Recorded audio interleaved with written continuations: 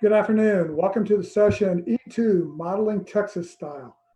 I'll be your moderator. My name is Bill Brown. I'm with the Association of State Floodplain Managers Flood Science Center, where I manage various projects and research. Before that, I was in the state of Texas and did oversee modeling. So this is very dear and near to my heart. So a couple of footnotes that we deal with today. And to the right of your screen, there'll be 3 tabs: Details, Q&A, and Twitter. Under Q&A, if you type a question, that's what I'll be going with for the question and answer session. If you like a question, rather than retyping it, click the little thumbs up button. That way we'll know, and I will be ranking on the most popular questions because I'll have it rated based upon who has the most votes there. So with that, we'll get to our first presentation. Our first presenter is Ataul Hannan, Director of the Planning Division at the Harris County Flood Control District. He'll be talking to us about empowering resilience while updating or implementing Atlas 14. So with that, let's go. Good afternoon. I'm Ataul Hannan with Harris County Flood Control District, and I'm presenting on the topic Empower Resilience for Harris County while implementing NOAA Atlas 14 Precipitation.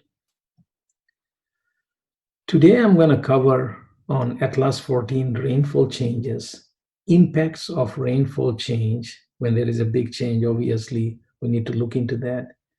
Detention and floodplain impacts, interim guidelines and criteria, and then we are going to talk about a program known as Map Next. This slide shows the location of Harris County with respect to the state of Texas. Harris County is around 1,800 square miles. First, I like to talk about a little bit Harris County flood control, because sometimes when we talk, most of the people think that we are the floodplain manager, we are in charge of development.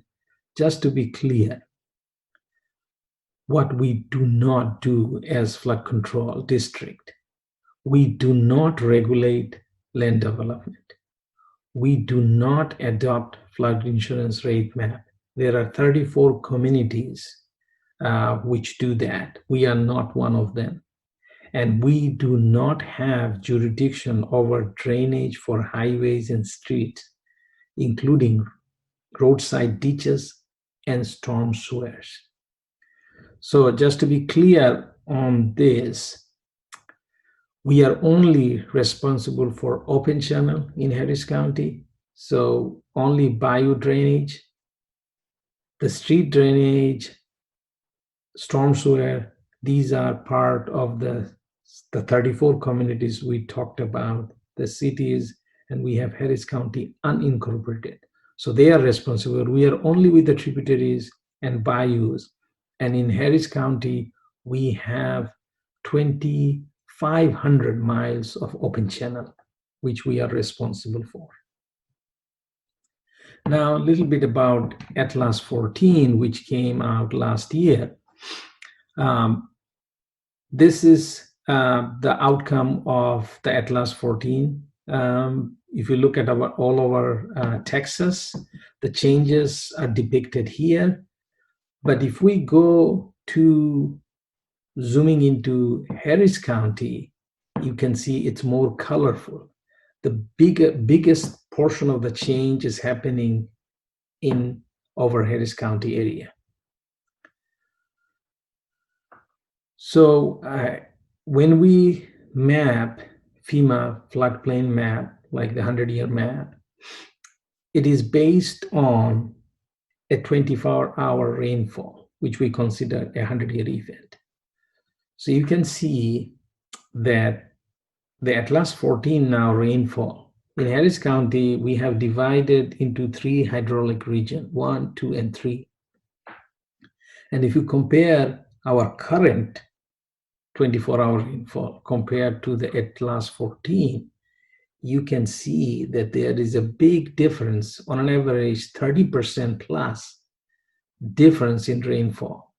And if you look at the 500-year it is bigger than 32%. So when the hydrology changes that much, that means the hydraulics and the mapping obviously will change for such a big change. Now, tomorrow there is a presentation that I'm doing in J1 section. I go a little bit more about model management. So as I said, we as a flood control district, our main responsibility is to devise flood reduction projects within the Harris County. There are 34 communities which provide permits and they look for floodplain management. And FEMA, obviously, they are owner of the flood insurance rate map. So what we did with model management that we started back in 2010 is to bring everybody together. And whenever anybody is doing anything, they start with a model that we are continuously maintaining and updating. So by doing that for last 10 years, we found out that we are working more closely because there is a process. Everybody is picking up a model. Whether it is right or wrong, they're starting at a point. We are all understanding. At the beginning when we started, it was really a rough start. But after looking back 10 years, now it is so smooth. As we see, this is a success story, I think, because now we are working so closely. And many times we complain about a lot of things, but now we as a team are looking policies not yesterday, but tomorrow. And we'll talk about that. So as I talked about a little bit about model management, M3 system hour, because Harris County is a no-rise community. So anytime we do anything, we have to do impact analysis. So because of the hydrology change, there is many things on the pipeline that is changing. And we as a district, we are a technical advisor to those 34 communities. And we kind of do all the background work to support them for what they do because they are the action and we work as a technical advisor. And we are also a CTP, corporate technical partner to FEMA. So we work as a liaison between the 34 communities and FEMA, and maintaining the model and understanding the risk better helps us to design our project in the most effective way. Now, due to the change in hydrology, if you look at it, or the rainfall changes, there are changes to those, like direct result of increased rainfall. The intensity, duration, frequency curve is going to change because when they do impact analysis, that needs to look at. Site runoff curve changes, direct runoff volume changes.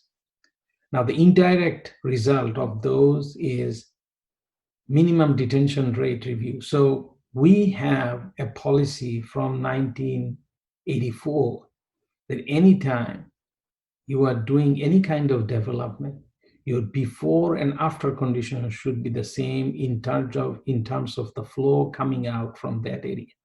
So no rise in CFS. So they have to provide detention. And because of the increased rainfall, we want to make sure whether our rate should stay the same or it should also increase. And then obviously the floodplain field mitigation, anything that is coming to our bayou, how we are doing it. But you have recently seen that City of Houston and Harris County unincorporated have changed their policy that anytime you are building any homes, it needs to be 2 feet higher than the 500-year rainfall, 500-year floodplain of today. So that's there because they are the floodplain manager. We are not, but within our domain, we provide them information. They are making those policy changes, and we are doing what is within our domain. So I will remain my discussion within our domain. But those IDF curve that we just talked about, we are actually generating those ourselves so that, because we are the technical advisor, we want to do those homeworks and do those legworks and provide those information to them so they can execute those in the best possible way. So we are doing all this legwork that is needed to create all the information or basic data that is needed to help them. So when we look at the IDF curve, it is kind of like changing 20% in the case of 100-year event, and around plus and minus 10% for 2-year event. So we are doing all this legwork in order to help those 34 communities. Site runoff curve. So the PCPM, again, you are seeing, I just want to make sure this is our, so what does it say is this is the policy criteria and procedure manual. So we are responsible of updating those for the whole county. So the site runoff curve, we need to change those because it changes due to the change of rainfall. We are also obviously the depth, the rational method comparison of sites, 20 acre greater than 20 acre. So all these things needs to be updated because of the change. Direct runoff volume changes, we are working on that. There is a section to that, so that needs to be updated. So we have done all those work already. Detention rate review. Again, as I told a little bit, there are 3 methods. One, method T. Method 3 is, you are actually working with HMS and HEC-RAS. So this is like detailed analysis you are doing. Method 1 is for small project. People can just say, they want to do it done. They don't want to do detail. So we are helping out, what is needed to make it happen. And also method 2, we have already done those analyses to update the PCPM. Now, for detention criteria, there was a certain criteria that you have to provide, as I said, for no impact. We actually did HMS analysis for 15 existing site for 24-hour storm with the new rainfall. And we are seeing that more detention is needed due to the increase in rainfall. So we have done analysis to come up with the answer. So we have done all this groundwork.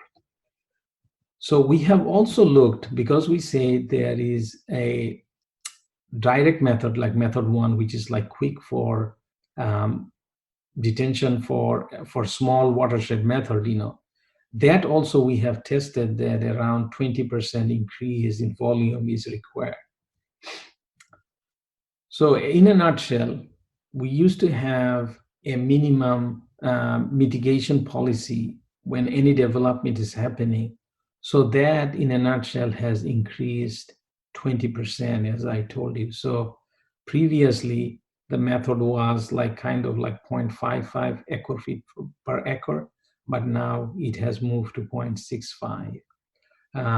So these rates are the minimum rate. And if they do detailed analysis, they can prove otherwise. They could proceed. But if they are going method 1, method 2, it's a direct 0.65 acre feet per acre. So sometimes people say, in Harris County, oh, look at it, all these floodings are happening for detention. That statement is not true, because from 1984, any development that happened, actually we can say from 1989, any development that happened had to mitigate by providing detention. So in a very simple way, the volume that was previously that they used to provide, they had to provide, now has increased, and it is now already the policy has changed. So people have to provide with 20% increase in volume. Now, in terms of floodplain mitigation, we are going to talk a little bit more afterward about MapNext, but I will talk a little bit about MapNext more clearly, that there were some gaps, that today's map does not show all risk. So we approach MapNext in a way to address those gaps. But one thing I like to point here is the current 500-year 24-hour rainfall is around 18 to 20 inch. Atlas 1400-year 24-hour rainfall is from 16 to 18 inch of the current 500-year and the Atlas 14. So today's 500-year looks tomorrow's 100-year. If you look from the rain, again, you cannot actually equate it. So what we all, like the cities, particularly the city of Houston and Harris County unincorporated, when this Atlas 14 was coming out, we sat together and we said, look, if we are looking for future and if we want to be proactive, we should make a policy so that we are safe when the new mapping is coming with the new rainfall.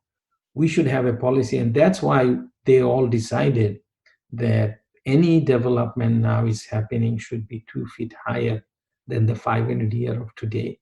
And there are many data underneath it also, but this is how it shows that the model management that we are doing for 10 years, bringing us together to have a better future. Because when we look from the resilience point of view, it cannot be done by one entity. It starts from the citizen to all of us. So if we can all work together, we'll have, obviously, there is no doubt we are going to have a better future. And that this presentation, I'm talking about, I'm here for 15 years working together, and I'm seeing the fruit of model management, because we can differ in our thought process.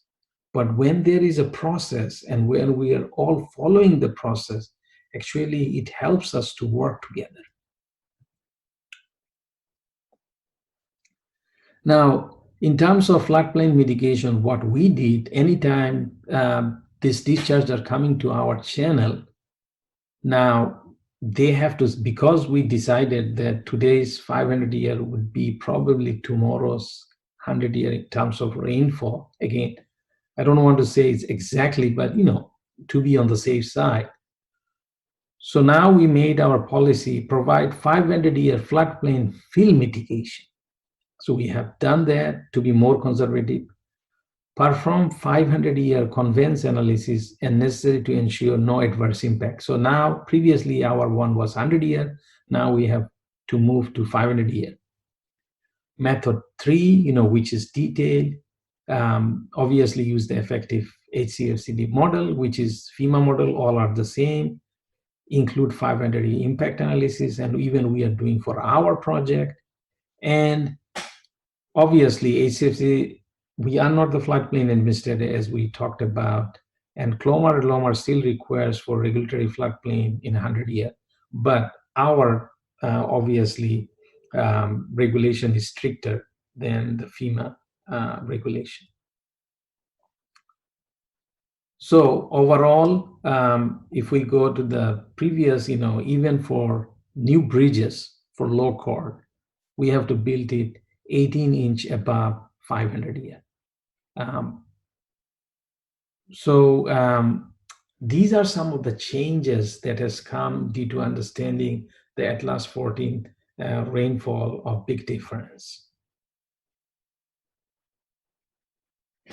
So this is just showing in a very simplistic way that our previous guideline was you have to have zero net fill for 100-year floodplain, but now we have changed it to 500-year due to the change of the rainfall. So due to all this analysis that we have done after the Atlas 14 came into play, we used to have, as I say, PCPM, our criteria. We have now an amendment to that criteria, and the remaining all that doesn't change in the PCAPM is still valid. So whenever people are doing anything in our area, needs to have the amendment and the 2018 PCPM.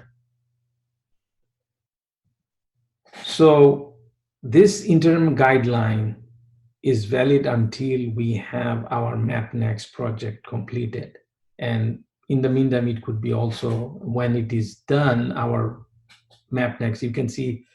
So I'm going to go into MapNext, but it shows the timeline of the project that we are doing MapNext. And we anticipate to have some result by end of 2029, preliminary maybe in 2022, if you look at the timeline up there.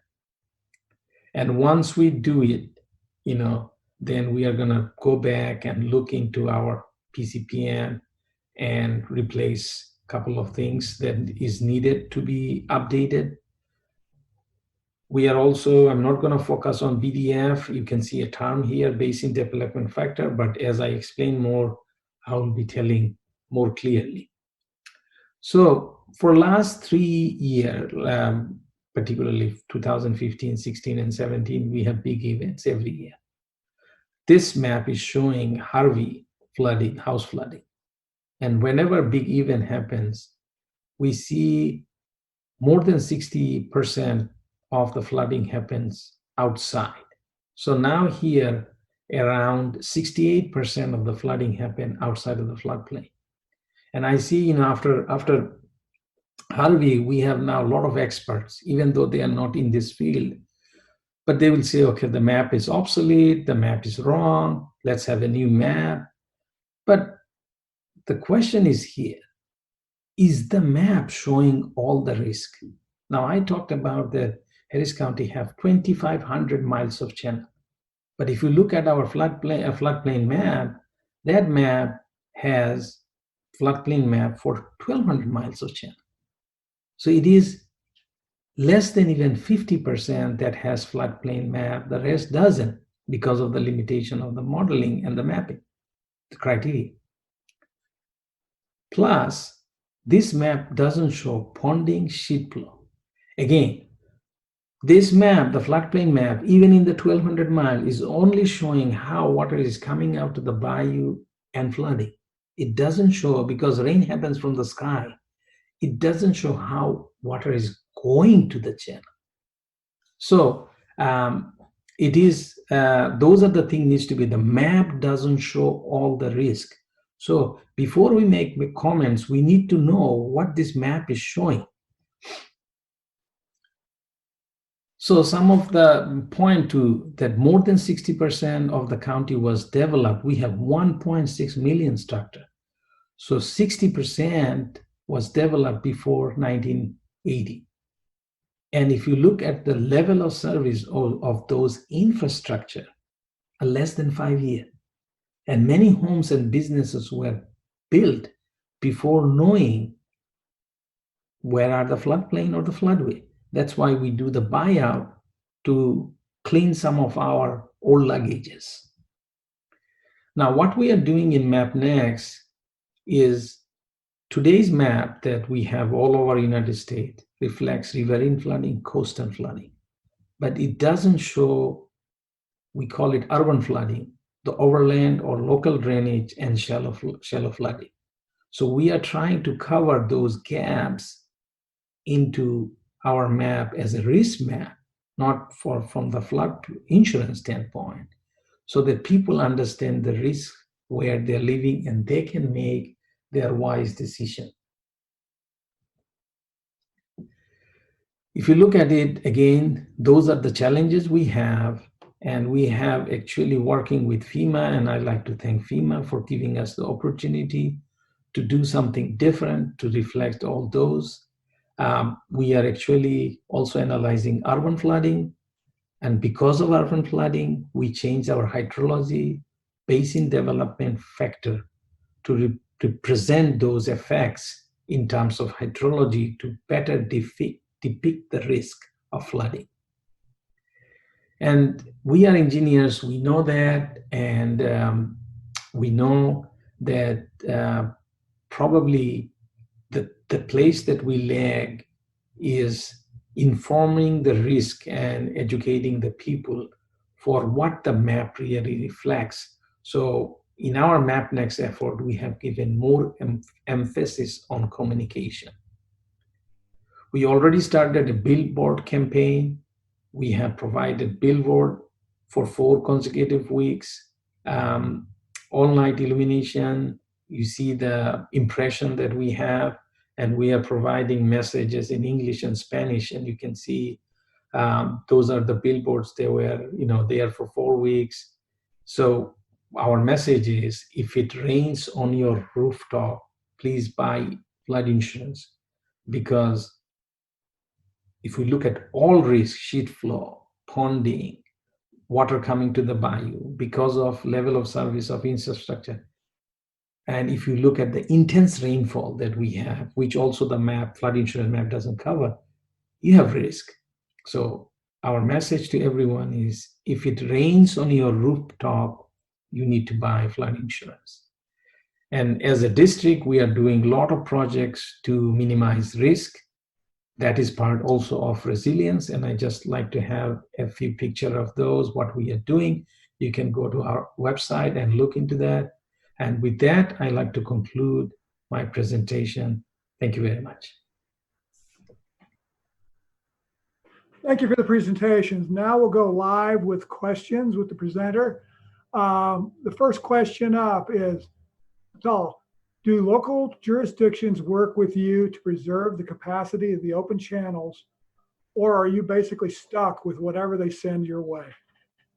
So, as in the presentation, you have understood that we maintain the 2,500 miles of channel. So whenever anybody is discharging water to our channel, it has to be what was before and now. So they have to mitigate to maintain the same amount of flow coming to our channels. So in a nutshell, it remains the same because they have to mitigate for it. Okay, the next question. Has any additional analysis been done to incorporate large events that have occurred since the release of Atlas 14? And if yes, is there any meaningful difference? So the Atlas 14 study is, what they are looking at, whatever event has happened over years. So this Atlas 14 study started before Harvey. I mean, I think you have heard about in Houston, we had a flooding in 2015. We had flooding in 2016. We had Harvey, which is the biggest, like around 50 inch in 4 days, or some places 60 inch. So before Harvey, they were almost finalizing the Atlas 14, which is the rainfall, statistical analysis, flood frequency. So we requested to add Harvey. So the Atlas 14 study actually included Harvey. So up till now, we are up to date.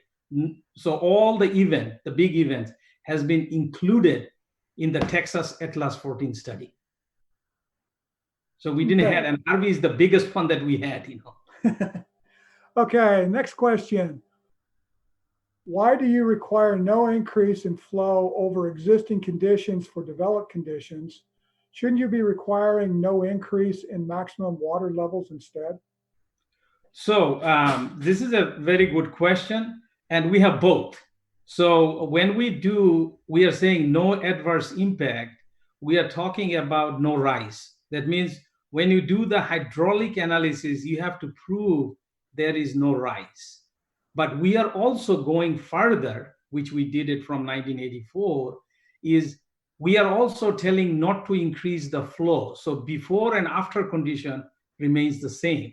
Because if you can control the source, which is hydrology, because if it percolates like, very little increase, very little over time, if you accumulate, the increase is going to be high.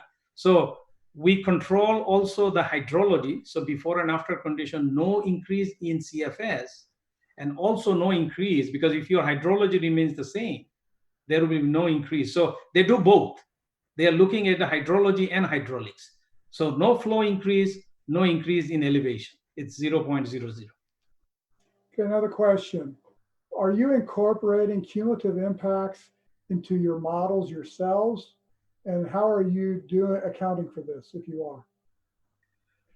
So this question on cumulative impact, I am not understanding, but what we look for is we are trying to maintain status quo. So whenever any development is going on, your before and after condition remains the same. So that's how, when you fly over Houston, I think nowadays it doesn't look that, it's green, because we have added a lot of multi-use of the detention pond. But when you fly over Houston, you will see a lot of detention pond. Yes, whenever development go on, they have to provide mitigation for the excess rain. I mean, for the development, they have to mitigate before and after condition. That's why when you fly over Houston, you will see a lot of small detention pond. And for us, we do regional detention pond on top of it. When we are doing our project, like, I don't know how familiar people are with like Braze Bayou. We are spending like almost 500 million for that project. So you will see regional. Our detention ponds are very big. You can see it while you fly over Houston. So when you fly next time, just look at those features. You'll understand what I'm talking about. Or just Google Earth or Google. Go and see. We have a lot of detention pond for that reason. Okay. Last question. Time for us. Have all communities in Harris County adopted the 500-year fill mitigation and no adverse impact regs, and are they being implemented? So as in my presentation, you have heard that we have 34 communities. To my knowledge, the city of Houston and Harris County unincorporated, these are the two bigger players. They cover almost like 85% of the land when we compare the whole Harris County. Both of them, they have stricter regulation, and they are actually, for any kind of development, you have to build 2 feet above the 500-year of today water surface elevation. So because with the Atlas 14, I think with the presentation you have understood that our today's 500-year seems like tomorrow's 100-year, because the hydrology has increased 30%. So that is the reason the city of Houston and Harris County unincorporated both adopted the stricter regulation. One last quick question in here that came up is this: what are the current precip values versus NOAA 14? How much of a difference are there? So I cannot go back to my slide. If I was live, I would have showed. But if you go back and look at my video, so it has increased on a ballpark for 100 years. So our 24-hour rainfall for today, which is current, is from 12 to 13.5 inch. And the NOAA Atlas 14 is from 16.5 to 18.5. So it's like 30% increase, in terms of 100-year rainfall. And the 500-year is around close to 35% increase. Okay. Well, thank you very much. I'm sure if anybody has any questions, they can reach out to you with their specific questions. But again, thank you for your presentation.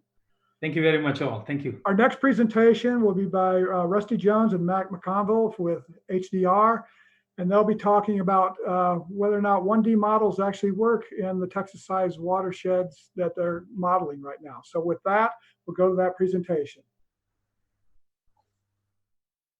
1D models cannot handle Texas-sized floodplains. My name is Matt McConville. I'm a senior water resource engineer for HDR in our Omaha office, and along with me today is Rusty Jones, also a senior water resource engineer for HDR in our Des Moines, Iowa office. We're excited to present to you today. We've got, as you can see in the title, something that's certainly applicable to Texas. We hope that we would be in Texas for this, but as we've all become accustomed to, we'll virtually be in Texas. So as far as format today, I'm going to kick things off, give a little bit of overview of the site and the project, and talk a little bit about the 1D modeling, and then also, and then we'll kick it over to Rusty to talk on the 2D modeling and really more of the fun part of the modeling and really what we learned comparing and contrasting 1D and 2D models. So let's go ahead and get into it here. So this is on the screen here is Bridge 32198 on the Houston subdivision. It's a Union Pacific Railroad bridge that crosses the Trinity River just west of Liberty, Texas. For this project, 1D and 2D models were used to do the hydraulic modeling in support of a replacement of the truss spans, the segment that you're seeing here on the screen. And as you'll see later on here, there was many advantages to using the 2D model here, both specifically at this crossing itself, but out in the floodplain where there are some overflow structures as well. So again, just high level here, but there's, as far as the kind of the major features at the site, it's a very wide floodplain. A significant amount of the design discharges, when we get up into the 50 and 100-year design discharges, a significant portion of those are out on the floodplain and going through those overflow bridges. I've got a screen or a slide that shows this a little bit better here subsequently, but there's multiple bridges in the overbank out in the floodplain, both for the railroad and then also for a downstream bridge that's located about 200 or 300 feet downstream of the bridge crossing. And then it's somewhat evident at this photo here, but the crossing is very skewed. There's a severe skew as we approach and go through the bridge. So that's, again, all reasons for using the 2D model. So just a quick overview of the presentation here. Again, we'll talk 1D versus 2D modeling. We'll give a pretty good overview of the site to kind of set the framework and kind of help you better understand all the site characteristics. Rusty's going to talk on the 2D modeling details, and then we'll conclude with questions at the end. So most everyone, I'm sure, that's listening in here today is familiar with 1D versus 2D models and the assumptions that go into those and the information that can come out of those models. So just to kind of reiterate, I'm not going to go through everything on this slide, but I'll kind of hit a couple of the bullets here that are applicable to this site. And the first one I'll mention here is probably that second bullet. For the 1D model, the flat water surface elevation for a floodplain that's as expansive as what this one is, that's not the best way to look at this crossing. So the advantage here of the 2D is that we can get a variation and we can more physically represent that variation in the water surface elevation, at the channel, even through the channel, and then in the overflow areas out on the floodplain. The second one that Rusty will get into here is kind of the multiple openings, and what we've got, that fourth bullet, unrestricted flow between multiple channels. So as we'll see, there's a pretty distinct feature upstream of the railroad crossing that kind of dictates the flow distribution through the overflow bridges, and it would be very difficult to represent that strictly in a 1D model without the help of the 2D model. And that's where the 2D model, that again, the flow may be restricted laterally, but the 2D model can better represent that. So in terms of the site, just to again kind of give you a little bit of background here, the bridge that's in the photo here is in and of itself is about 1,500 feet long. And the portion that you're seeing here really is only about a third of that length, and that's these two truss spans. So the project was to replace these two truss spans. The remainder of the bridge, the approach spans, had been more recently replaced, so those are in good shape. So really that's all we were looking at, was the replacement of this segment here. In physical space, the photo kind of gives you the proximity of this bridge relative to the town of Liberty, which is just to the east here. And that box that's on the photo just gives you an idea of the extent of the bridge. So that is, roughly about 1,500 feet of that opening. There's multiple overflow bridges, and this is kind of the meat of why we looked at the 2D model. So we've got a 10 overflow bridges just along the UP track itself over that floodplain. And then as you move downstream, everything that comes through those 10 overflow bridges are funneled through 4 overflow bridges for Highway 90. So it's a very dynamic system here in terms of the distribution between the overflow bridges and the main bridges. And really, as you can see, the floodplain and floodway are both very expansive. So the floodplain itself, just to kind of give you an idea of the scale, is about 3.5 miles wide, and of that, about 2/3 of that is floodway. So that's, again, very, very complex and very dynamic. And as you can imagine, trying to do this just with a 1D model would be very difficult. The skew, this kind of paints a pretty good picture of the skew here. So as the Trinity River approaches the track, it's pretty much oriented right at the west abutment. And then it has to make a pretty sharp, 90-degree turn, and then parallels the bridge there for a short distance before turning, at 45 to 60-degree angle to get through the truss spans, and then ultimately to get through the Highway 90 bridge. So again, trying to represent the dynamics solely using a 1D model would have proved to be very difficult. This kind of gives you an idea of what it looks like, from the bridge. So this is a photo standing at that, pretty much at that center pier, and looking directly upstream and pretty much almost due west. So you can see how, even, for an in-channel flow, how that has to make that pretty severe turn to get through there. So this was a familiar sight to us, and you've kind of learned of listening to me talk here thus far that we had worked in this area before, and we kind of knew what we were up against before this project came online for the replacement of that segment of 321/98. And we could probably talk for an hour about the analysis that we've done in 2015 or in 2017, but mainly just want to identify that, we looked at, for Union Pacific Railroad, looked at replacements of 5 bridges, 2 of those in 2015 and 3 of those in 2017, and those are circled here. And because of our history and the familiarity, when this project came online, we knew that we needed a little bit more robust model to really be able to answer all the questions that were going to come up here, not only from a hydraulic standpoint, but also from a design standpoint. So throughout the course of our previous work here, there were various models. So there was a FEMA HEC-2 model. Obviously, we saw that there was a floodway there. That model was prepared in 1985. There was a WISPRO model that was prepared by TxDOT in the mid-90s to do some analysis on the Highway 90 bridges.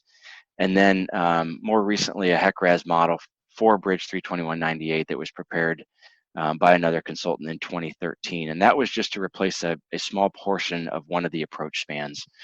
And so we had those 3 models in-house, and by looking at those, we knew that we needed to do a 2D model to really, again, answer all the questions. That being said, for the purposes of floodplain compliance and for FEMA NOAA certification, we did go through and update that 2013 model alongside, kind of in parallel with the 2D modeling, to be able to satisfy the NOAA criteria and essentially get that box checked. So that's hopefully that kind of gives you a pretty good understanding of the site. Again, I'm going to pass it off to Rusty here in a couple minutes, and we will get a better idea of really everything that went into the 2D modeling, and again, what we were able to learn from that.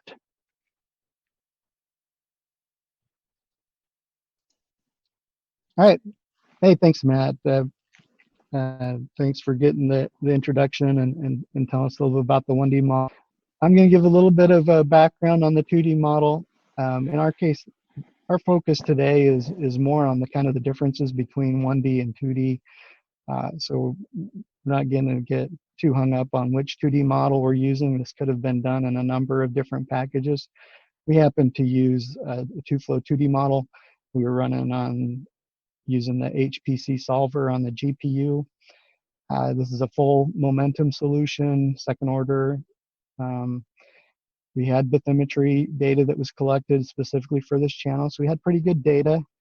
As Matt mentioned, we have, between the relief bridges and the main bridge, we have 5 highway bridges and 11 railroad bridges. with the model, we do have break lines in there for the roads, levees, berm features, all those kinds of things. And with TwoFlow, one of the nice things is with those features, TwoFlow will check for and automatically use the WIR equations to solve in those locations. So it worked really well there. We are using a fixed grid. As you can see, it's pretty fine scale, as you can tell from kind of the results there. Especially considering the size of the domain. So that's a little bit of, again, a little bit of background on the 2D model. Again, it doesn't really matter which model we're talking about. Our focus here is 1D versus 2D.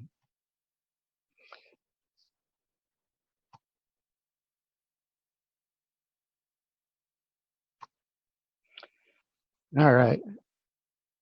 So some of the things that we're going to talk a little bit about that the 2D model handles a little bit better. And by better, we mean either it happens automatically and you don't have to think about it as much as you do with the 1D model. And in some cases, it's just something that's really hard to get right in a 1D model. We'll talk a little bit about, water level differences between channels and the floodplain, talk about how berm features and some of those things are handled, complex flow patterns, and how 1D models and 2D models distribute flows across the floodplain. So one of the things, that makes this site, and a lot of similar sites that have a wide floodplain difficult in a 1D model is how do you treat the floodplain? In this case, we have a pretty well-defined berm feature that kind of separates the channel from the floodplain. And so,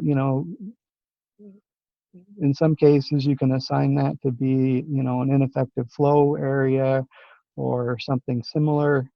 The problem is that flow, in this case, is effective flow. It goes out into the floodplain, eventually works its way past the bridges and out the bottom and rejoins. And so it's not really ineffective flow, but it is a pretty strong water level difference between the channel and the floodplain because of that berm feature that's separating it. And so the 2D model just kind of handles that, and it handles it pretty well. Those numbers that you see there, those are from the model for the 100-year event. And in, I think it was 94, there was a pretty big flood in this area, and it was very similar to a 100-year flow rate. And they had measured data at those highway bridges, and it was a real similar pattern. Over 1.5 feet of fall between one and the other. So in a 1D model, if you've just got cross sections that span your whole channel and floodplain, your calculations are going to be based on the assumption that water level is the same across there.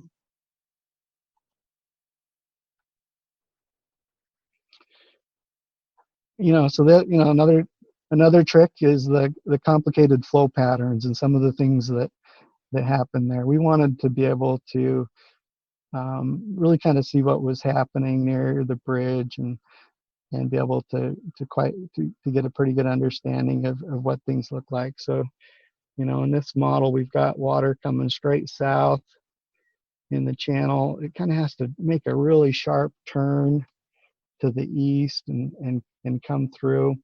We see a kind of a recirculation form as where the channel comes back, where it turns back to the south. So pretty complicated things going on up in the northeast. We've got water in the floodplain that's coming in and rejoining, but it kind of has to cross these berms that are, kind of parallel to the channel. Those are kinds of details that, you can't really get from a 1D model that we were able to get a view of with the 2D. And even in the kind of in the local area, we see some momentum differences of water surface elevations. So the water's coming screaming down again, north to south, upstream of the model, and it has to make this really sharp bend to the east, which we've mentioned. And that, because of the momentum, causes this water to kind of pond right as it's making that hard turn. Now some water gets through. There's kind of an embankment there and some openings in that bridge, but it's significantly restricted, and a lot of the water is forced back to the east. And so where that happens, the water is kind of piling up there. On the east side, we've also got water that's in the floodplain a little bit higher, and it's dropping off into the channel. And then in the recirculation area, we see a low spot based on the model results. So, pretty complicated interactions with water levels just right inside of this kind of complicated area right near the bridges.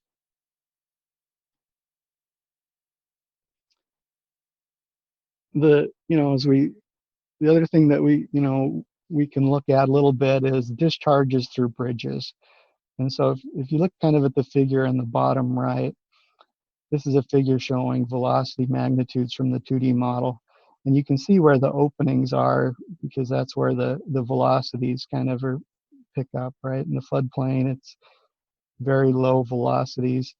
We get to those bridge openings, and quite a bit more is going through each one of those. And so one of the things that we were kind of comparing to a little bit was see how comparing the model to what had been done earlier. And so one of the models that had been done earlier was for the highway bridges, for the TxDOT WISPRO model. We had some information on the discharges through the openings on the highway bridge.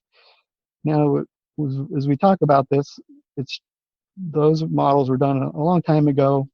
Some things might have changed in terms of topography. I know that the channel's pretty active in moving. The railroad might have made some changes that affected this. And so there's some different things that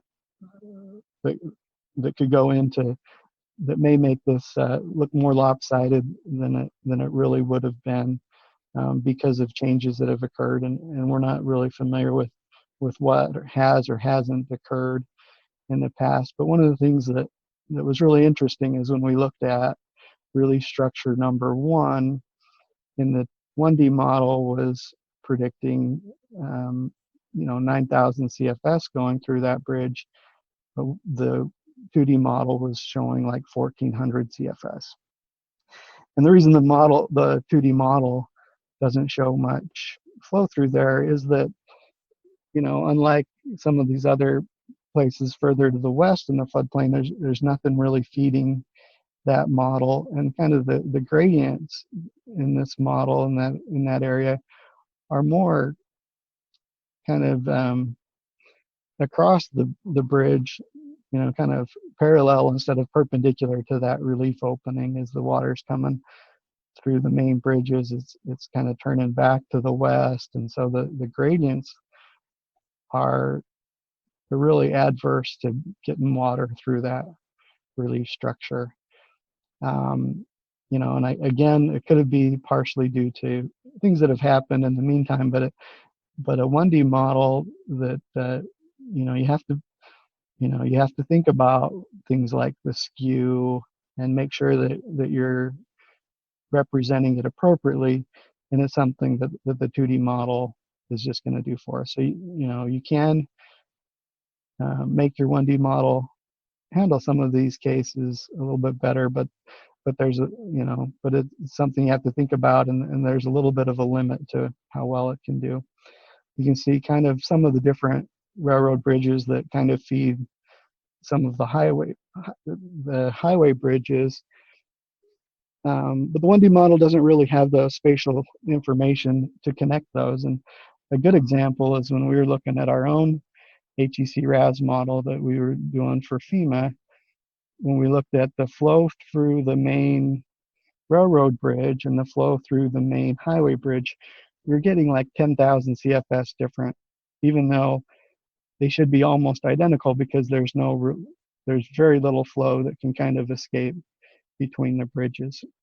So the 2D model shows them being almost exactly the same, whereas the 1D model was was getting indifferent, because each of those series of multiple openings on those different cross sections are somewhat independent, and so it doesn't really know that, well, if it comes through this opening, it has to also go through this other opening, or it's closer to this other opening.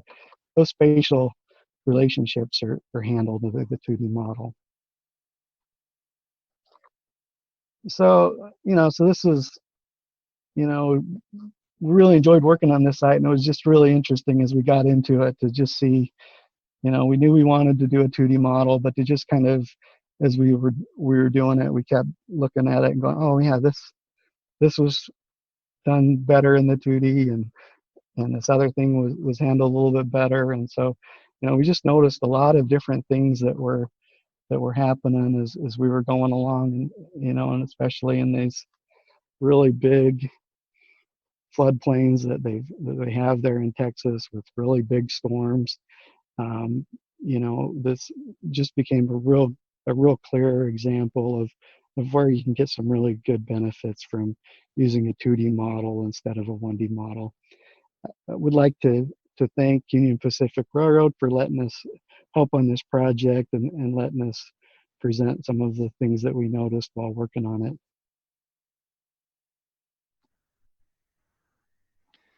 And with that, I think we're ready for questions. All right, we're back with the two presenters, Matt and Rusty, and we'll get to the questions. The first question we're looking at from the poll is, I'm looking at aerial imagery through Google Maps. It looks like the Trinity River hits perpendicular to the north face of the bridge and then turns to 90 degrees east. Did the project look at channel migration? Yeah, thanks, Bill. I'll take that one. So yeah, that is something that we did look at. We didn't cover it really in this presentation, but in the context of the project, it was something that was pretty important on that east abutment and the east approach span. So that is something, we looked at imagery, historic aerial imagery, and fortunately, the benefit of having the highway bridge downstream is it kind of locks everything in place. So the main point of what we did for this project was primarily to make sure that we'd adequately design the substructure of that approach span, or where the main span is going to meet that approach span on that east bank. Okay, next question then. How did you determine extents for the downstream and upstream boundary limits? Yes, that's a good question. On this specific project, I don't remember a lot of the details, but we usually will look at like Google Earth and we'll look upstream and downstream, try to make sure upstream that we've got any alternative flow path. So there's kind of a berm that kind of separates the floodplain and flows going over into there. We wanted to kind of get upstream to where it was a little bit more confined, but that's kind of hard in Texas. But we went up, got past kind of the next set of bridges up there, and kind of let the flow come in and spread out ahead of our area of interest. And then downstream, ideally we'd like to get down below some hydraulic controls. In this case, that proved a little difficult, so we did some we went down kind of as far as was kind of practical, and then did some sensitivity at different boundary conditions to make sure that wasn't influencing the results. Okay, a comment from a fellow HDR engineer. This is a good example of the limitations of 1D models in complex hydraulic settings. Were you able to get the 1D regulatory model to even come close to matching these results? I can take that one, Rusty. So, as Rusty mentioned in the presentation, there was a pretty good gradient across the entire floodplain, being that it was 4 miles wide. Really, when we looked local to the bridge and looked, on the average over that cross section through the main bridge, we were able to get pretty good representation, or pretty good correlation between the two models. The follow-up, one that just popped up here with regards to that is, did these changes trigger a LOMAC, a letter of map change? It did not. It did not. We worked with the local floodplain administrator there in Liberty, but it did not trigger any regulatory action. Okay, here's another question. How long did it take the 2D model? How long does it take to develop the 2D model from start to finish? Yeah, so we're, I was trying to kind of think back as that question came up. I think it was kind of a span of a couple months. Putting together the 2D model doesn't take a lot of time. We're using kind of a fixed grid model, so you didn't have to spend a lot of time messing around with the mesh. So you had to kind of gather the break line data, the elevation data. We had some separate bathymetry that had to be incorporated. It's kind of gathering and getting all that information, getting some feedback, changing designs, setting up some of the bridges. Those things kind of take time, but I think it was kind of 2 months, but not really full time on those 2 months that we were kind of working on the 2D model.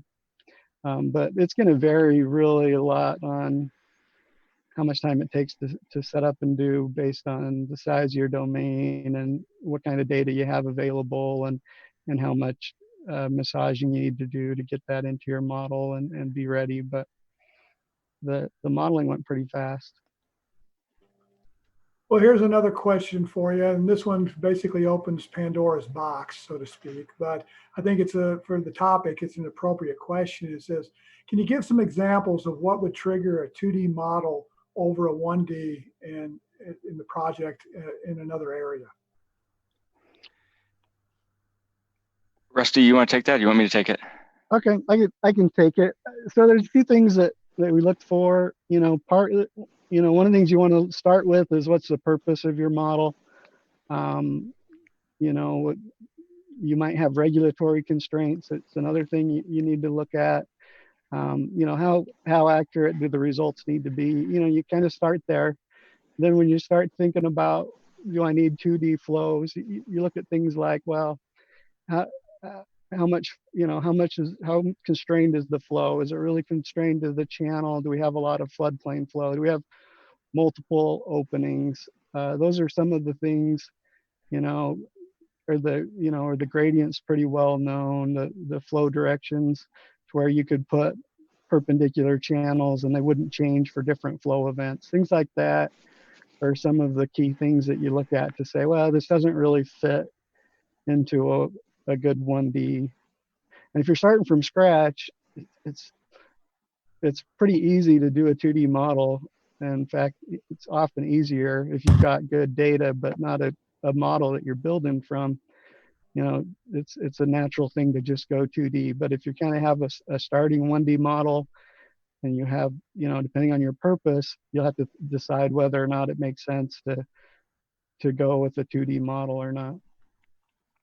Okay, I want to thank both of you for a very informative presentation, and the answers that you gave here, I think they're beneficial to everybody who's listening in. And with that, we're going to transition to our third presentation. It'll be by Craig Ottman of the Tarrant Regional Water District, and his topic will be HEC-RAS 2D. So we'll be on a 2D kick here in relation to the rehab of the Richland-Chambers wetlands. So we'll kick off with that. Thanks. Hello, my name is Craig Ottman. I'm a water resources engineer with the Tarrant Regional Water District. I'd like to talk to you today about the rehabilitation of our Richland-Chambers wetland system and how we used HEC-RAS 2D to help us come up with a solution. So first, just a little bit about TRWD. We are a wholesale water supplier. We own and operate 4 water supply reservoirs and over 250 miles of pipeline to provide that raw water to our wholesale customers, typically cities like the city of Fort Worth, city of Arlington, Mansfield, the Trinity River Authority. They basically clean that water up and serve it to the people that live in their communities. So over 200 million people in 11 North Texas counties drink water out of the 4 lakes that TRWD owns and operates. Flood protection is another thing that we do. We're the local sponsor of the Army Corps of Engineers Fort Worth Floodway Project. That's the levee system through downtown Fort Worth. We operate and maintain the 27 miles of levees there, and we have done so since the 1960s. And then in addition to water supply and flood protection, recreation is another one of the things that we do. So the topic of our discussion today is the Richland-Chambers wetlands. So if you're not familiar with the area, here is Fort Worth. This is where my office is. This is where the conference was supposed to be, about 90 miles southeast, getting close to, I guess, the next big city is Corsicana, but 90 miles southeast is the Richland-Chambers Reservoir. And we also own this lake right here. This is Cedar Creek. And these two lakes, believe it or not, these two lakes supply 80% of the water for the Tarrant County area, or for our service area. But anyways, we have a wetland system at our Richland-Chambers Reservoir that sits just north of the spillway, and just north of the reservoir. You can see here's the reservoir pool, and here's kind of an outline of the wetland system. And what it's used for is, you can see this right over here is the Trinity River that comes all from Fort Worth into Dallas all the way down here. Water is pumped out of the Trinity River, put into the wetland system, and then it takes days and days and days to trickle through here. The water is cleaned up and naturally and put back into the reservoir. We'll go into that wetland water cycle here in a little more detail. So we can start down here. We have pumps all along this pipeline. Like I said, we own 250 miles of pipeline. That water is pumped into the pipeline all the way up to the Metroplex, all the way up to Fort Worth, where it is taken out of the pipeline or out of one of the terminal storage lakes that we store water in along the way, and it's cleaned up by our customers, typically, like in most cases, the city of Fort Worth or Arlington. They clean that water up and supply it to their residents. The residents use it. What they don't use goes back into the sanitary sewer system, gets cleaned up by City of Fort Worth, Trinity River Authority, and it is then deposited back into the cleaned up water is then put back into the Trinity River, where it flows on downstream, mixing in with the surface water that's in the Trinity. And then when it gets right down here by Richland-Chambers, it's pumped back out of the river and put into the wetland system, trickles through the wetland system, gets cleaned up naturally, and is put back into the reservoir, and the cycle just continuously goes. Typically during the summer is when this system is running. You know, there's a few restrictions on when it can and can't run, and a few things that we need to do to make sure we're meeting our permit. But you know, chances are, if it's the summer, it's running. So just a quick overview of the wetlands. Their goal is to supplement the water supply yield of the Richland-Chambers Reservoir, and just give us a more sustainable supply of water. And another goal is to improve the quality of water that's going into the reservoir. The few wetlands facts. So the full capacity of the wetlands, when it's operating, we can put in 108 million gallons a day back into the reservoir. In comparison, when things are really moving during the summer and we're really moving water up to Fort Worth, we are about 200 or so MGD of water being pumped. And to also put that into perspective, on any given day in the middle of the summer, we're losing about 250 MGD to evaporation. So you can kind of see, it doesn't completely offset all that, but it definitely helps. The wetland system is made up of 20 wetland cells, 5 sedimentation basins, and nearly 30 miles of levees. And so these levees are going to become important when we start discussing the topic of the rehab of the wetland system after the flooding.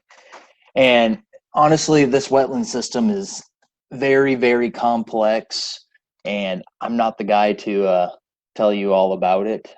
There's a lot more to it than what I'm conveying, but that's not the focus of this talk. Just the wetland system in general is a whole presentation in itself that should be given by our environmental folks.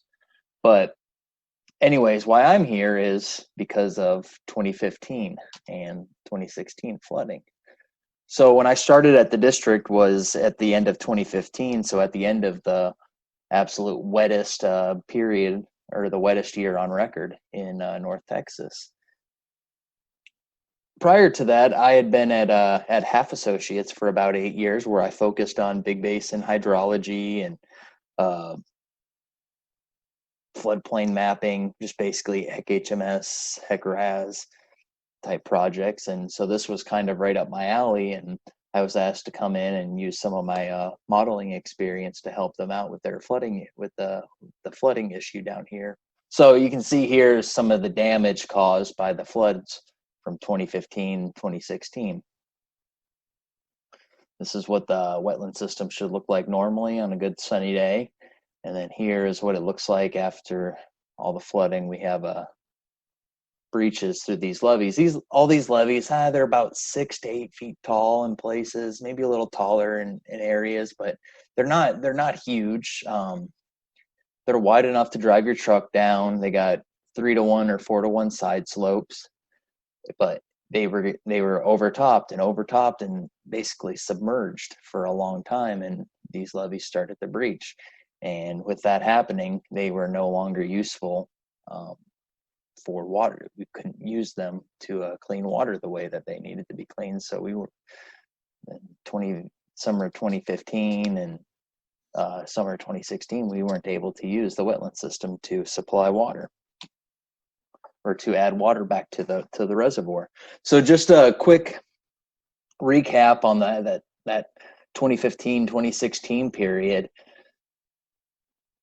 And I think this says it here. 2 of the top 10 peak flows on the Trinity River down in that area came both in the year of 2015. And then if you go look at the National Weather Service's flood stage and just kind of count up the days that the river was at or above flood stage, 2015 and 2016 ranked number 1 and number 2 on the list. So it just all around just a wet year, and it lasted for a very long time. This wasn't just the river's up one day and down the next. It was up and it stayed up. And then on top of that, in October of 2015, we had an extremely rare rainfall event. Over 20 inches of rain fell in 48 hours inside the Richland-Chambers watershed. At the rain gauge at the lake there, recorded 20.08 inches of rain in 48 hours, which is about 75% of the probable maximum precipitation. This rainfall necessitated the largest release in Richland-Chambers spillway history at 140,000 CFS. So this was just a very rare storm that hopefully never happens again. When we think about the damage that was caused at the spillways, I like to, I guess, say it was caused by, for lack of a better term, the perfect storm. So, and it goes back to when the wetlands were constructed. These were all constructed prior to 2015, when, if you remember, we were in the middle of a very severe drought.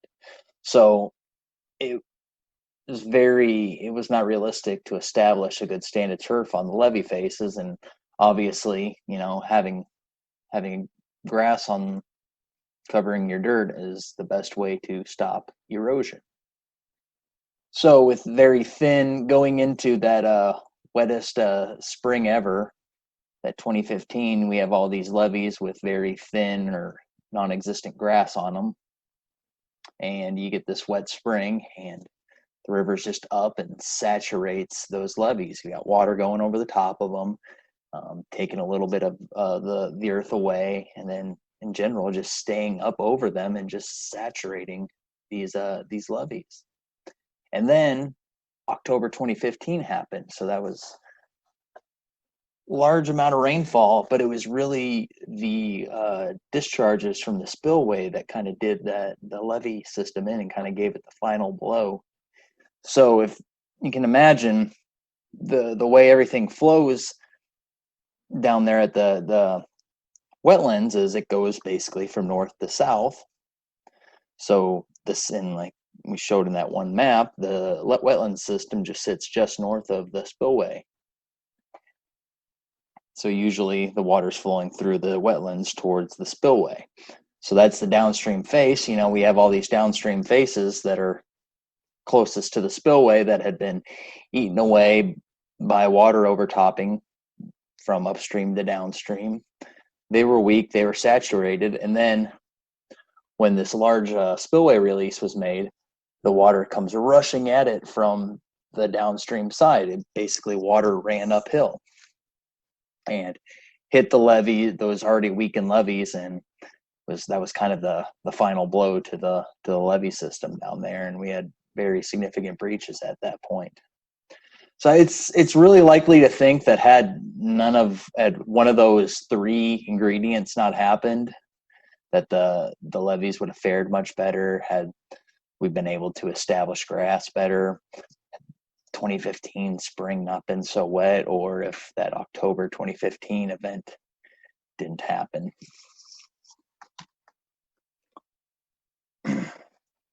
So we have this wetland system that's no longer functional because there's tons of breaches in the levees. What are we going to do to fix it? You know, after some discussion, we didn't want to overreact to what we kind of just chalked up to a series of unfortunate events, and try to make this levee system be able to withstand the October 2015 storm, or even the 100-year storm to that matter. We wanted it, though, to be reliable through the frequent floods, like your 2-year events. We shouldn't be getting damage after a 2-year event. This is even a 2-year event down there still gets up out of the Trinity River, gets over into the floodplains and is getting into the wetland system. So we didn't want to see damage from events like that. And if we were to overreact and try to raise the levees, that just wouldn't have been feasible under our existing permit. To raise levees, you got to widen the base, and we didn't have room to go outwards because we didn't own that property. And you can't go inwards because then you start losing capacity for your treatment system. You're starting to fill that in with dirt instead of space for water. So we settled on, let's try to make this system resilient for frequent floods.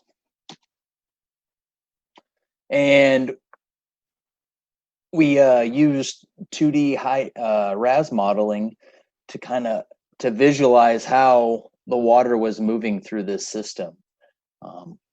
We put in the spring 2015 and the October 2015 events in there, and I'm not going to get into the typical, you know, the development of the terrain and all that. You know, all of you modelers out there know that that's a fairly big lift in putting together a 2D RAS model, and that honestly, that was very time consuming, and it was kind of neat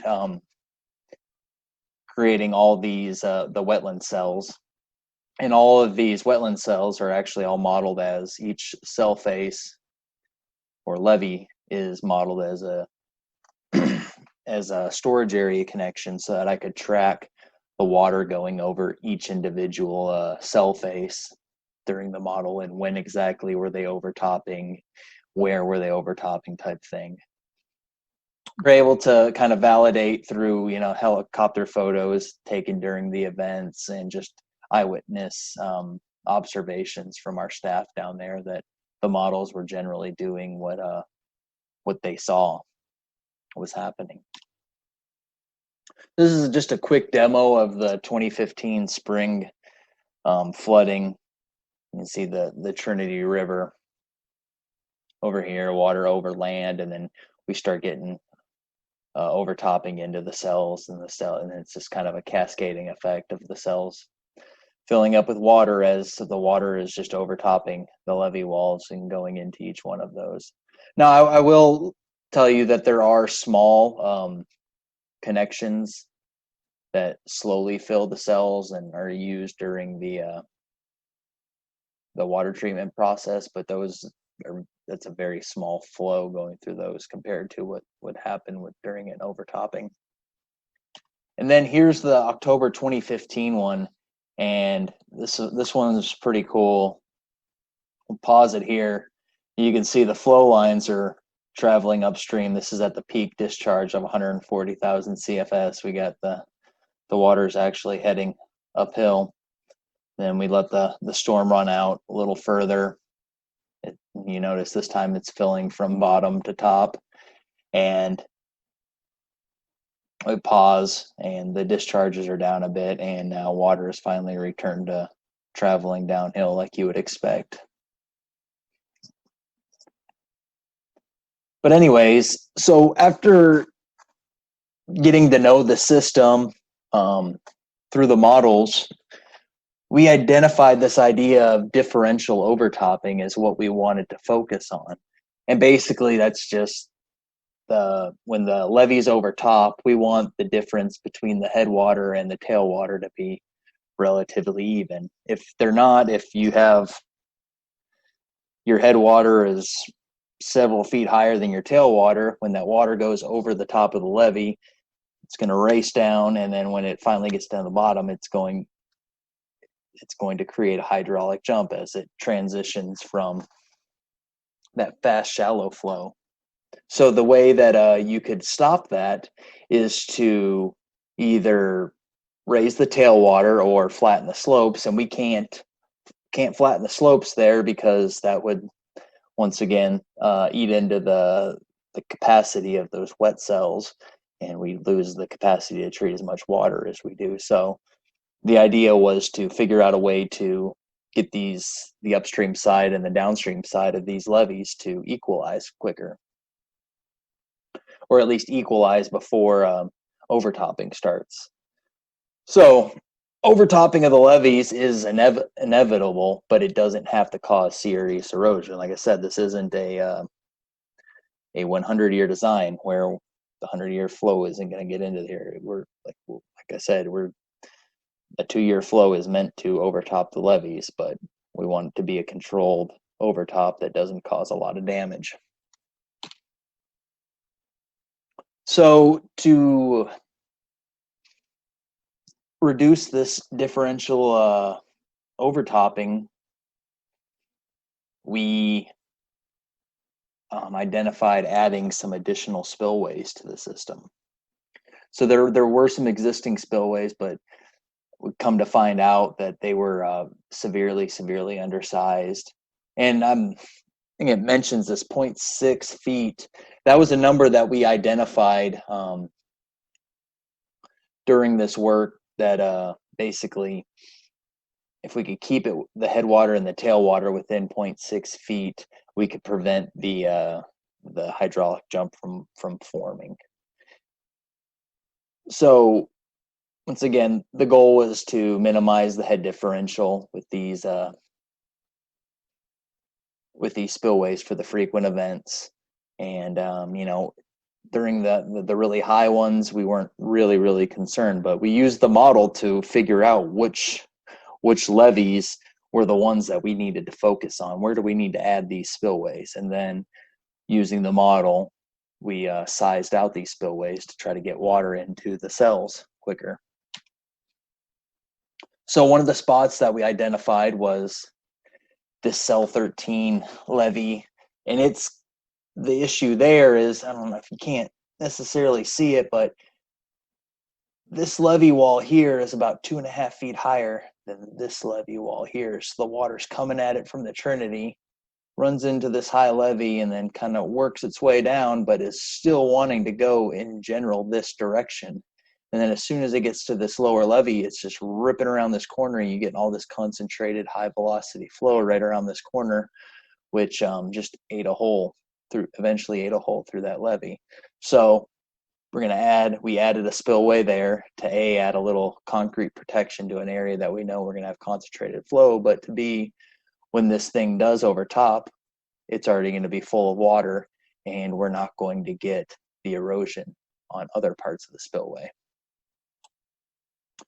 Another area is at another area of transition. We have got water coming this way, hitting this higher levee wall here, and getting turbulent and eating away at this levee side here, till eventually it pushed its way through and breached.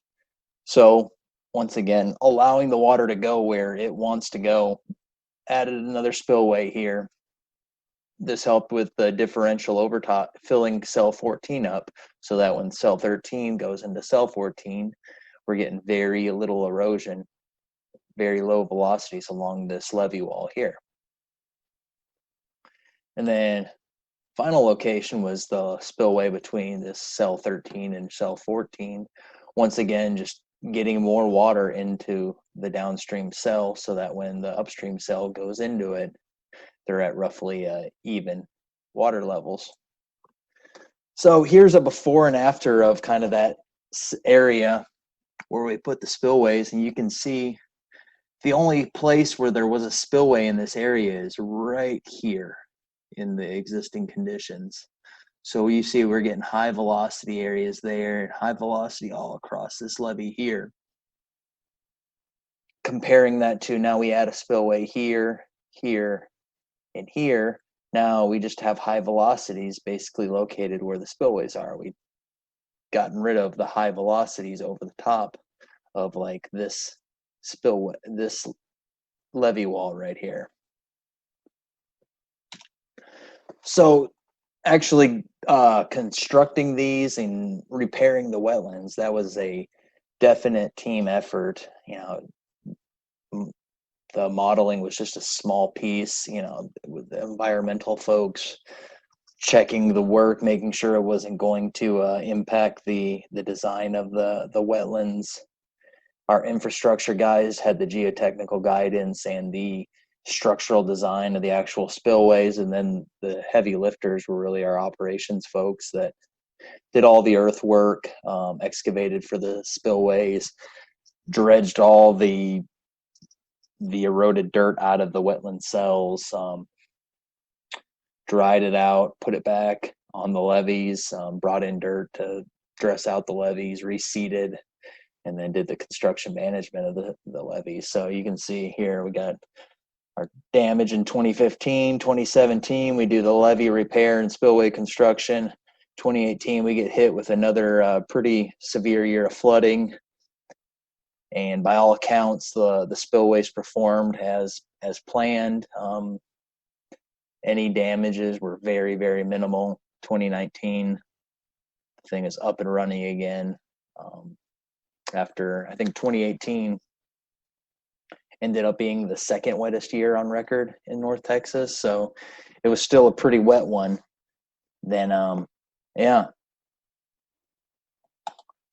So that's all I have. If there's any questions, please feel free to let me know. But that's all I have. Thank you. And we're back for our final question and answer session. Got a couple questions up here right now, so we'll just kind of get into this. The first one says, I see that you ran this with version 5.0.3. Have you tried running it with 5.0.7? And then after that, are you running it with full momentum? And the full momentum solution was modified after 5.0.3. So. No, this was, I believe 5.0.3 was the version, the latest version at the time that I did this back in, say 2016. And haven't really opened that model back up again since. So no, it hasn't been run with the latest version. And as far as full momentum equation, it was kind of just stuck with the defaults. This is one of my first experiences into the HEC-RAS 2D, so I stuck with the defaults as much as I possibly could. And that would be a good test to kind of see how things compare by updating the version. But no, this was kind of just the best available at the time, and we got an answer that the guys that were witnessing felt that it represented things adequately. So we moved on from there and built the spillways and are back to using the wetlands how they were intended to be. So. Okay. Another question is, do you account for porosity of the soil or subsurface roughness in your model, or surface roughness in your model? Yes, yeah, we basically started out with the NLCD land use data and then some estimates from aerial imagery, and then there's a few USGS stream gauges throughout the upstream and downstream. So like that's kind of the bounding conditions of the model. So the model is actually a combined 1D, 2D unsteady model. The Trinity River portion is all modeled with cross sections, and the overflow into the wetland area that's the two-dimensional area. So there is a little interface between the actual river and the 2D area, and wanted to make sure all the water was being accounted for at the upstream and downstream gauges. So using observed data from at the upstream end and checking to see that calibrated that we're getting that volume down at the downstream end. And there was some adjustment of the end values to make sure all that was within reasonable tolerances. Okay, we've had a couple more questions pop up, and can you describe the spillway details? How did you model the spillway? Those were the 2D, or not the storage area connections. I put those in as storage area connections and basically used the storage area connection editor to put those spillways in.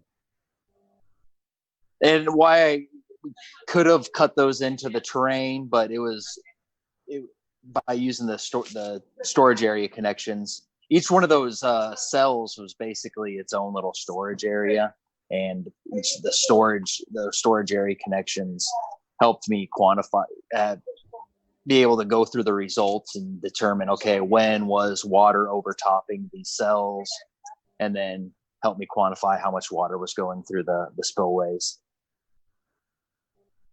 Okay, another question there. You have some significant contractions and expansions in your domain that can only be captured with full momentum solution that includes the inertia term. So it was just a comment on that aspect. Okay. So a lot of compliments on the presentation, but I don't see any questions. So with that, I want to thank Craig for his presentation and all the previous speakers today. We will now go on about a 30-minute break, but there's still one more session following up on this. I encourage you to participate in that. I'll be part of the social tonight. Take part in that also. Again, thank you for participating in this year's conference virtually, and see you next year in person. Thanks. Take care. All right. Thank y'all. Bye-bye.